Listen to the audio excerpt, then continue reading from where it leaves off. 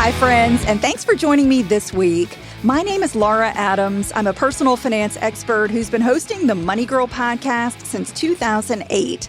I'm also the author of several books, including my most recent title, which was an Amazon #1 new release, called Money Smart Solopreneur, a personal finance system for freelancers, entrepreneurs, and side hustlers.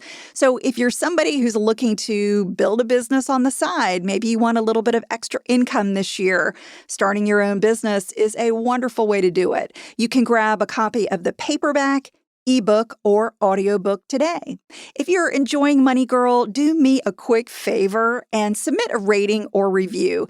We always ask for these because they really do help new people find the show and understand what it's all about. So if you take a moment to do that, it would really mean a lot to me and everyone at the Quick and Dirty Tips Network. So thank you in advance for that.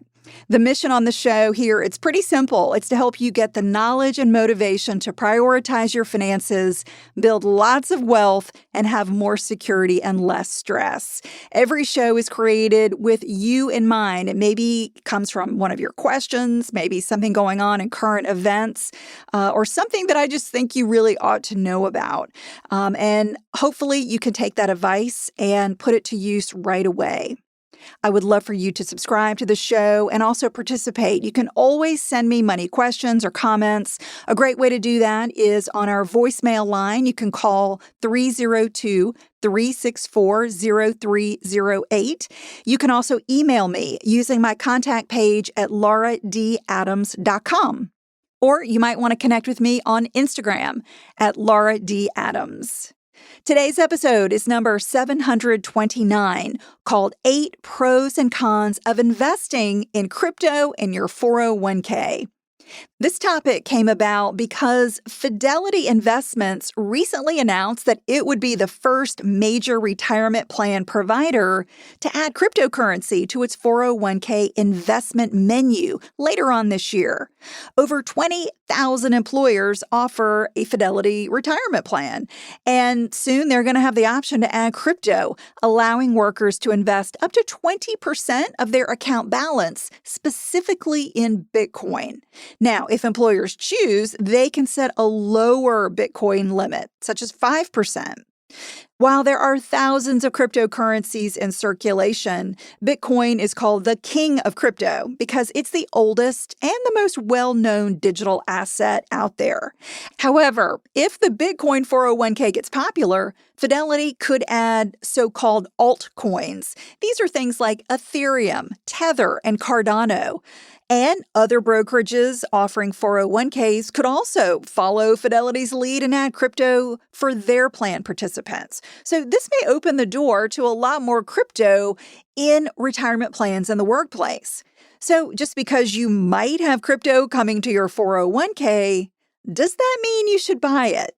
Well, that's what I'm going to help you figure out in today's podcast. We're going to cover the upsides and the downsides of owning Bitcoin in your retirement plan at work.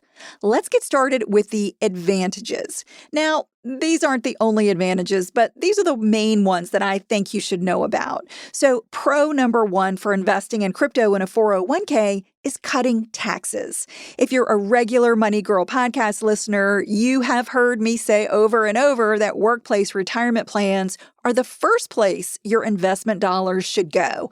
Whether we're talking about buying Bitcoin or an index mutual fund, owning it inside a retirement account is brilliant because you get fantastic tax advantages.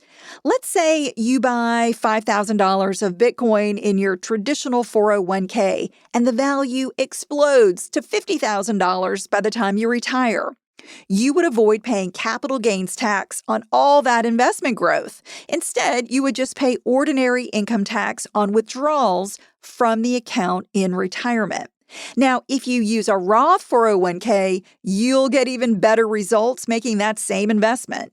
Contributions get taxed up front with a Roth, so your $45,000 of Bitcoin growth, I said you invested $5,000 and then it explodes to $50,000, so that $45,000 of growth would be entirely tax-free in retirement.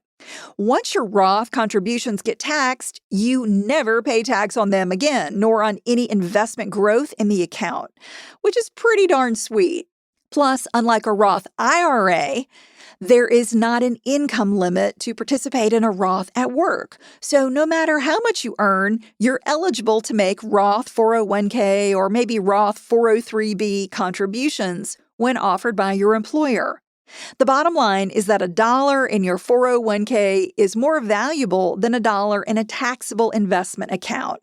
So if you believe that Bitcoin will grow in value over the long term, owning it in a 401k or even in an IRA, if you don't have a retirement plan at work, could be an excellent way to defer or avoid taxes on its potential growth. Since I'm self-employed, I invest for retirement using a SEP IRA, and I've got a portion of it in crypto, and specifically in Bitcoin. If you want to learn more about crypto IRAs, I would encourage you to check out a previous podcast, number 710, called 6 Ways to Invest in Cryptocurrency, including tax-friendly options. And I give you some places to go to learn more about crypto IRAs and just, discuss in general how they work. So that's an option if you do want to invest in crypto, but you don't have an IRA at work, or maybe your IRA isn't offering crypto yet. Pro number 2 for a crypto 401k is simplified tax reporting. A Finder.com study revealed that more than 23%, or almost 60 million Americans, owned crypto in 2021, and I'd bet it's a lot higher by now. So if you're one of those people and you have had to report crypto gains or losses on your taxes, you know it isn't easy. Crypto tax platforms are trying to simplify it, but we still have a long way to go. Therefore, an upside to owning Bitcoin or any crypto in a tax-deferred or tax-free account is that you avoid the hassle of having to include often complicated details on your tax return. The third pro is diversifying your portfolio. A critical part of successful investing is being diversified or owning a mix of investments that react differently to various market conditions. For instance, if all you own is Bitcoin or maybe just one tech stock and its value plummets, well, you're in trouble. But if that investment is a small percentage of your overall portfolio, the loss is negligible. Most 401ks have investment menus with various index funds, mutual funds, or exchange-traded funds made up of hundreds or even thousands of underlying securities.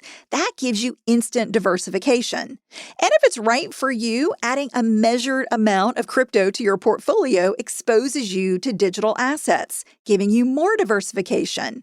As I mentioned, that's my strategy. I've got some amount in crypto, but you need to fully understand crypto's benefits and risks before jumping in. Number 4 is motivating young adults to invest. Whether you're for or against crypto, there's no denying that it appeals to young people and has motivated them to invest for the future. For many, in addition to being an investment, crypto represents a financial movement, empowering the unbanked and liberating citizens of countries with hyperinflation, unstable currencies, and repressive governments. Fidelity says they're preparing for the next generation of investors and what they want from their retirement plans. So perhaps younger investors who haven't been interested in their 401ks may take notice when crypto goes on the menu. Major financial institutions offering retirement plans provide educational resources and personalized guidance to help participants make informed investment decisions. That could help new investors get education about mainstream investments, such as index funds, allowing them to boost their retirement savings. Likewise, if crypto becomes a common 401k option, I'd expect that many more Americans will learn about digital assets and their current and future role in our global economy. All right, let's switch gears now and talk about 4 downsides of investing in a Bitcoin 401k. Con number 1 is experiencing volatility. You've probably heard that crypto has taken investors on a roller coaster ride of dizzying highs and disappointing lows.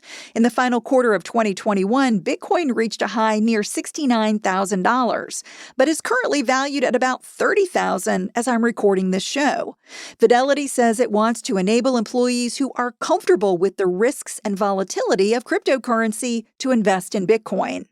As I mentioned, knowing if Bitcoin is right for you is critical before investing in it. For instance, Bitcoin's significant price swings don't make it a good choice for someone averse to risk or with a short horizon and not enough time to ride out a massive downturn. The U.S. Department of Labor warned 401k plan providers to, quote, exercise extreme care before including crypto on their investment menus. They see the inherent volatility in the crypto market as a risk to participants. Plus, it's possible that employers could be at risk of getting sued by 401k participants who experience significant crypto losses. The second con for crypto in 401ks is not being regulated. Regulation is controversial because many crypto enthusiasts oppose it. They believe imposing rules could hinder innovation and threaten the decentralized nature of digital currencies. Whether you're for or against crypto regulation, consumers must understand that there are no clear policies or consumer protections. Bitcoin isn't backed or insured by the government or any institution. Most crypto IRAs use an exchange like Coinbase to set up an account in the name of your IRA where your digital assets are kept, and Fidelity will likely do the same. That means your assets are as safe as the exchange your 401k provider uses. The bottom line is that if your crypto exchange account gets hacked by a cybercriminal, you could lose your digital assets. So be sure that you understand what protections are offered by your 401k provider or their crypto exchange before buying Bitcoin. And if you've got a negative crypto experience, be sure to share it with reputable consumer sites like the Better Business Bureau, Trustpilot, and the Digital Asset Advocacy Group. You can visit digitalassetadvocacy.org to find the contact information for your state's regulatory agency and attorney general. The third downside is investors not understanding digital assets. While tens of millions of Americans own crypto, many more are unfamiliar with it or don't understand its underlying technology, benefits, or risks. That could leave consumers vulnerable or encourage FOMO crypto purchases following social trends. According to the Department of Labor, quote, participants are less likely to have sufficient knowledge about these investments as compared to traditional investments or to have the technical expertise necessary to make informed decisions about investing in them, end quote. My recommendation is to never invest in anything you don't understand. So before buying Bitcoin in your 401k, take time to understand its history and underlying blockchain technology. An excellent place to start is Money Girl podcast number 718, called 7 Tips to Avoid Cryptocurrency and NFT Scams. And finally, con number 4 is paying higher fees. Since 401ks get managed by a custodian, they charge management fees on top of individual investment transaction fees, like the purchase or sale of a mutual fund. But when you bring Bitcoin into the picture, you pile on more fees for services like security, custody, IRS reporting requirements, and crypto exchange fees that will get passed along to investors. While you can't avoid fees in your 401k, my point is not to buy more Bitcoin than you should simply because it shows up as an option in your retirement plan. However, if you understand Bitcoin and believe it's an excellent investment, buying it in your 401k or other retirement account is a smart way to own it. I hope this has been helpful for you as we start to see crypto becoming a mainstream part of our investing lives. If you're on social media, I would love for you to connect on Twitter at Laura Adams or Instagram at Laura D. Adams. And if you've got a question about crypto, about Bitcoin or 401ks, reach me at lauradadams.com. My contact page is there, and you can also learn more about my work, books, and money courses. That's all for now. I'll talk to you next week. Until then, here's to living a richer life. Money Girl is a quick and dirty tips podcast. It's audio engineered by Steve Rickyberg with editing by Adam Cecil. Our advertising operations specialist is Morgan Christensen, and our marketing and publicity assistant is Davina Tomlin.